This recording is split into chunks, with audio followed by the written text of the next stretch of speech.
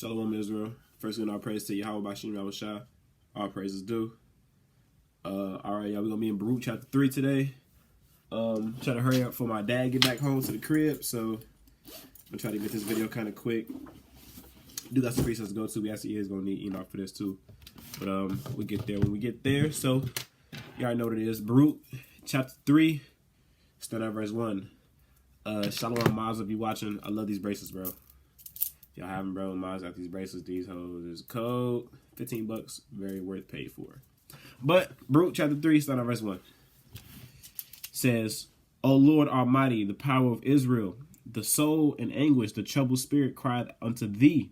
Hear, O Lord, and have mercy, for thou art merciful, and have pity upon us, because we have sinned before thee. For thou endurest forever, and we perish utterly. Perish utterly because of what we did, but we went off, like it says, we sinned before him. Verse 4, O Lord Almighty, thou art thou power of Israel. Hear now the prayers of the dead Israelites, and of their children which have sinned before thee, and not hearken unto the voice of thee, their power, for the which cause these plagues cleave unto us. So notice it calls us dead Israelites, bro. We're dead right now, bro. Spiritually, we were dead. And we're technically dead still right now, because our bodies haven't been quickened yet, you know what I'm saying? So notice it calls us the dead Israelites, bro. And the last part, it says these plagues cleave unto us because we did not hearken unto thy voice. Precept for that, like I said, a lot of Deuteronomy 28, man. Deuteronomy 28 and 15 right here. It says, but it shall come to pass, if thou wilt not hearken unto the voice of the Lord thy God, to observe to do all his commandments and his statutes which I command thee this day, all these curses shall come upon thee and overtake thee. Curses and plagues are the same thing, bro. All right, verse 5. Remember not the iniquities of our forefathers, but think upon thy power and thy name. Now at this time, for thou art the Lord our power, and thee, O Lord, will we praise. So this is us coming to the Most High, asking for deliverance from this captivity that we're in right now, bro. This is what we're doing. This is right now. That's why I love this book so much, because it's talking about us as a whole right now. We're pleading to him. We're calling upon him, telling us to take us out of here. We're remembering ourselves. We're remembering his name. We're remembering what he taught us, who we are as a people. And we're telling him to forgive our iniquities. We know they're forgiven, but now we're asking for redemption. Verse 7. And for this cause thou hast put the fear in our hearts, to the intent that we should call upon thy name and praise thee in our captivity. For we have called to the mind all For we have called to mind all the iniquity of our forefathers that sinned before thee. So it says, he has put his fear in our hearts, that we intend to call upon his name. Let's get a precept for that. Let's go to Jeremiah 31 and 33. If it seems like I'm going too fast, I'm sorry. I'm trying to hurry up from somebody, my parents, my mom and my dad will come to the crib. I'm trying to hurry up and get this done. Jeremiah 31 and 33. But this shall be the covenant that I will make with the house of Israel after those days, said the Lord. I will put my law in their inward parts and write it in their hearts, and will be their power, and they shall be my people. So we know that his law is written in our hearts now. Law of liberty changes inward man. It's on your heart. Law of Moses changed outer man. That's how you know that this is really the true doctrine, what he said. Because he said he's going to write it in our hearts. And the law of liberty is all about inner man. It's about how you walk, bro. How your spirit is. Let's go back to Baruch chapter 3. Let's get verse 8. It says, behold, we are yet this day in our captivity, where thou hast scattered us with still present day, for a reproach and a curse, and to be subject to payments according to all the iniquities of our fathers, which have been the iniquities of our fathers, which departed from the Lord our power. Notice it says the subject to payments, uttermost farthing. Same thing, bro. We're paying that uttermost farthing. We're paying it, bro. Still are. Let's get a precept for Baruch 3 and 8. We're going to go to Baruch 4 and 6. I know we ain't there yet, but let's read it, though. So notice it says, we are in this day, we are in our captivity, where thou hast scattered us. We're still here, are we? Let's read Baruch 4 and 6. It says, ye were sold to the nations, not for your destruction, but because you moved the power to wrath, you were delivered unto your enemies. That's why I said that's why it says it's constantly saying that We sinned. We sinned before him, bro. We sinned before him. So what happened? All the plagues and curses came upon us. That's the entirety of Deuteronomy 28, verses 15 through 68, bro. All them curses that he mentioned, that he said would happen, happened to us, bro, because we went off. We were hard-headed, stiff-necked people, as the word constantly calls us, bro. So now we have to give that payment back to him until we have paid it in full. Yahushua has already paid our full debt in full. Because the shit that was supposed to happen to us, Yahushua took all that upon himself, because he was the sole reason why we went off in the first place. But even after that, we went off, even we had laws that Yahweh gave to us through Moses and established, we still went off, bro. So that's what we're paying that payment. It's two separate payments, bro. Yahushua paid the first payment, and we, even though we know our sins are forgiven now, everything that we did is past, present, and future is already been paid for through Yahushua, bro. It's a lot. So now we still got to pay the debt that we owe. You know what I'm saying? It's kind of weird, but it's true, bro. That's the reason why he said you got to pay the uttermost farthing, bro.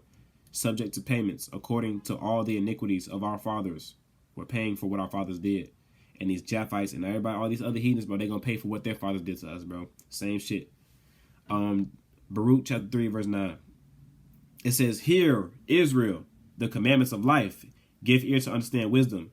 How happeneth, Israel, that thou art in thy enemy's land, that thou art waxing old in a strange country, that are defiled with the dead." That's talking about where we at, bro. Are we not in our enemy's land right now? This is not our homeland. Anywhere but our homeland is considered enemy land, bro. We're not in Israel back, bro. That's why it's called our enemy's land. Strange country. We're waxing old here. We're dying, bro. We're defiled with the dead. We're with the dead, bro. Verse 11. That thou art counted with them that go down into the grave. Thou hast forsaken the fount of wisdom. For if thou have walked in the way of the power, that thou wouldest deliver. It's a lot. Thou shouldst have dwelled in peace forever. So he's saying that if we have walked in the way that he said we're supposed to, we wouldn't be in this situation in the first place, bro. Take a little water break. Yeah, bro. We did this to ourselves. That's why we in this position, bro. Did it to ourselves. Verse 14. Learn where is wisdom, where is strength, where is understanding, that thou mayest know also where is length of days and life, where is the light in of the eyes of peace, the eyes and peace. Who hath found out her place, or who hath come into her treasures? And when it says her, it's referring to wisdom, bro. So who hath found out wisdom's place, and who hath found out wisdom's treasures? Where are the princes of the heathen become, and such as ruled the beasts upon the earth? They that have their pastime with the fowls of the air, and they that hoarded up silver and gold, wherein men trust and made no end of their getting. Pastime, I have to get a definition for that, and that's online because I did not understand what the word that meant. Pastime means the what do I write, bro? The version that is occupied one's thoughts in time. Oh, like social media, bro. Oh, so there's like just a distraction, bro. That's pretty much what a pastime is. It's just a distraction. Verse 18. For they that wrought in silver and were so careful, and whose workers are unsearchable, they are vanished and are gone down to the grave, and others that come up in their steads. So these heathens, bro, they put their time and attention into silver and gold, aka money, bro. That's where read verse 17 again, bro. It says, they that are hoarded up in silver and gold, wherein men trust. They trust in money, bro. That's their God. You know, what's that? I forgot what Matthias said, man. Because they had God written in some of their laws, and I forgot God is like gold. I think it's gold order dominion, bro. If I'm not correct me if I'm wrong, but I'm pretty sure God for telling them means gold order dominion, which is money, bro. So they serve money, bro. They serve mammon. We serve the Most High. They serve mammon. So that's why it says there is no end to their getting. They're greedy, bro. And what happens to them? That's what verse 19 says. They are vanished and gone down to the grave, and others are come up in their steads. Young men have seen the light and dwell upon the earth, but the way of the knowledge have they not known, nor understand the paths thereof, nor lay hold of it. Their children were far off from that way. It had not been heard of in Chanaan, neither hath it been seen in Theman. The Agareans that seek wisdom upon the earth, the merchants of Marin, and of Theman, the authors of fables and searchers out the understandings, none of these have have known the way of wisdom, or remember her paths. O Israel, how great is the house of the power, and how large is the place of his possession. Great, and have none end, high and immeasurable. Bruh, the Most High's house is immeasurable, bro. The power, the Elohim, everything that they do, that they dwell in, that the Most High dwells in, bro, is unmeasurable, bro. It's limitless, bro. The Most High is everything. Verse 26 is what we're going to need Bucket Enoch in a second. It says, there were the giants, famous from the beginning, that were of great stature and so expert in war. Those did not the Lord choose, neither gave them the way of understanding, knowledge unto them. So let's get a precept of verse 26. Talking about giants. Let's see what giants were formed at. It's gonna be Book of Enoch. Book of Enoch, chapter 7. Chapter 7, verse 2. Chapter 7, verse 2. All right. Actually, let's go verse 1. Enoch chapter 7, verse 1. It says, and all the others together with them took unto them wives. So this is the fallen angels. They wanted to have kids of their own. If you read chapter 6, verse 2, it's the angels saying that they want to have kids with our women. So it says, and all together with them took unto them wives, and each chose for himself one, and they began to go in unto them. They began to go in unto them and defile themselves with them, and they taught them charms and enchantments and cuttings of roots, and made them acquainted with plants. So these fallen angels, they had sex with our women, and they had children. So let's see what verse 2 is talking about. They became pregnant, and they bare great giants, whose height was 3,000 ells, who consumed all the acquisitions of men. And when men could no longer sustain them, the giants turned against them and devoured mankind. So the giants, they were 3,000 ells tall, bro. I read that. I'm like, bro, what the fuck is an L? So it turns out 3,000 L's is equivalent to 11,250 feet, bro. So imagine giants that tall, brother. That's fucking humongous, bro. 11,000 feet? You know how big that is, bro? That's back then we were bigger, bro. Because if the giants grew up to be 11,000 feet tall, how big were they as a baby, bro? They didn't start out as a baby like our size, bro. They had to have been fucking massive as babies, bro. So if they were massive as babies being born, how big was the person that was birthing them? And they were just regular humans. So we had to have been bigger back then. It just makes more sense, bro. You have to have been that much bigger to birth something that big, bro. You had to, bro. There's no other way. No other way. But let's go back to Baruch chapter 3. Let's read verse 27. And I'm going to get a precept for that. It says, those did not the Lord choose, neither gave them the way of knowledge unto them. So, the Most High did not teach these giants. He didn't teach the giants the knowledge that they had, bro. Chapter 8 of Enoch, let's read it. It's pretty short. But it explains what the fallen angels taught the giants to do, bro. And let's see what they were taught, bro. And Azazel taught men to make swords and knives and shields and breastplates, and made known to them the metals of the earth, and the art of working them, and bracelets and ornaments, and the use of antimony, and the beautifying of the eyelids, makeup, and all kinds of costly stones and coloring tinctures. So Azazel, he had the worst punishment of all the fallen angels. One, because he taught them the most shit, bro. Nigga, he taught them how to use everything, bro. Verse 2. And there arose much godlessness, and they committed fornication, and they were led astray, and became corrupt in all their ways. Some of the giants, bro, they became corrupt. Says some Jaza taught enchantments and root cuttings. Armoros, the resolving of enchantments. Baruch, I don't know how to say this man's name. Baruch taught astrology. Kokabel taught constellations. Ezekiel, the knowledge of clouds. Erikel, the signs of the earth. Shamsiel, the signs of the sun. And Sarosel, the course of the moon. So these were the fallen angels that taught them a lot of things. And none of these were of the Most High.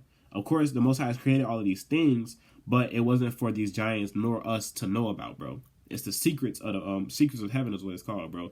We weren't meant to know about that kind of stuff. And the fallen angels went off they had sex with our women and had these giant babies. And now these babies, these giant people, bro, they know the secrets of heaven. So now that all hell broke loose, bro. This is where the flood had to come in. That's why the Most High flooded the earth. You had giants running around doing all manners of wickedness, bro. He said, fuck that. Get rid of everything, bro. But let's continue on. We're going to read verse 28 by Baruch chapter 3. Actually, start at verse 26 again. It says, there were the giants famous from the beginning that were of so great stature and so expert in war. They were experts in war because they were taught how to use weapons and shit. Verse 27, those did not the Lord choose, neither gave he the way of knowledge unto them. But they were destroyed because they had no wisdom and perished through their own foolishness. So they were destroyed by the Most High through the flood because they had no wisdom. They did have wisdom, but what the wisdom that they should have had was of the Most High, bro. But they were taught wicked wisdom, bro. The secrets of her that they weren't supposed to know about, bro. The secrets. They perished in their own foolishness. They perished because of their wicked ways, bro. Who hath gone up into heaven and taken her, talking about wisdom, and brought wisdom down from the clouds. So he says, who has gone up to heaven, taken this wisdom and bring it down from the clouds? Who brought the wisdom down, bro? The fallen angels did that, bro. Now the wisdom that it's talking about is the wicked wisdom, bro. It's talking about Azazel in them, bro. Oh, that's my spot. Yeah, bro. It's talking about wicked wisdom, bro, because they taught them the secrets of heaven, bro. That's why it says, who had went up to heaven, taken the secrets of heaven, the wisdom, the wicked wisdom, and brought it down to these heathens from the clouds. It was the fallen angels, bro. Azazel and the rest of them. Azazel was the lead one because he taught them the most. Verse 30. Who hath gone over the sea and found her, and will bring her for pure gold? No man knoweth her way, nor thinketh of her path. But he that knoweth all things known her, and hath found her out of his understanding. He that prepared the earth forevermore hath filled it with four-footed beasts. He that sendeth forth light, it goeth, calleth again, and obeyeth him with fear. Next page. Verse 34. The stars shined in their watches and rejoiced. When he called them, they say, here we be, and be so cheerfulness. They showed light unto him that made them. So it's saying that the Most High is in control of everything, bro. If he calls you, you better fucking show up, bro. You better show up, bro. So he just showing you all things that he would do, bro. He says it no matter what it is, bro. If he calls it, it comes to him, bro. If he calls light, it comes up saying, here I am. If he calls stars, they all slide and say, here we are. You know what I'm saying? Verse 35 says, this is our power. This is our Father. And there shall be none other, and there shall none other be accounted of in comparison of him. No one is like the Father, bro. The Father is uncomparable to anything possible, bro. His name is uncomparable to anything, bro. You can't describe the Father in a few words, bro. I don't care how many adjectives you use to try to describe him, bro. That's why when he told Moses, he just says, I am, bro. He's like, yo, I'm about to go to Pharaoh, go to your people, go to Israel. They say, I'm sent here to tell y'all that we finna get up out of here. We finna get delivered. Pharaoh, let these people go. They gonna say, who sent you, bro? He said, Most High, like, what's your name? Bro, he just said, I am. Because think about it, bro. There's nothing that he could have told Moses that could equal his name, bro. He is everything, bro. That's what we call it. His name is Yahweh. He is, bro. He just is. He is. His son, he is salvation. Yahweh Shai. Let's go verse 36. He hath found out all the way of knowledge, and hath given it unto Jacob his servant, and to Israel his beloved. Afterward did he show himself upon the earth, and converse with men. Let's get a precept for verse 36. I'm going to read verse 36 again. Let's get the precept. He hath found out all the way of knowledge, and hath given it unto Jacob his servant, and Israel his beloved. You already know where I'm going. Psalms 149. Go straight to that, John. Psalms 149, verse 19. He showeth his word unto Jacob, and his statutes and his judgment unto Israel. He have not dealt so with any nation, and as for his judgments, they have not known them. Praise ye Yahweh, the Lord. But that's all I got for this video, man. He showed his word and his laws and his statutes, his commandments unto us. Nobody else, bro. He does not care about these other nations. He does not care, bro. He does not care, bro. We are his children, his chosen seed, according to Deuteronomy 7:6. His peculiar people, bro. So that's all I got for this video. I want to keep it short, man, not too long. I'm going to try to get chapter 4 right now for my folks show up. So stay tuned. Shalom, Israel.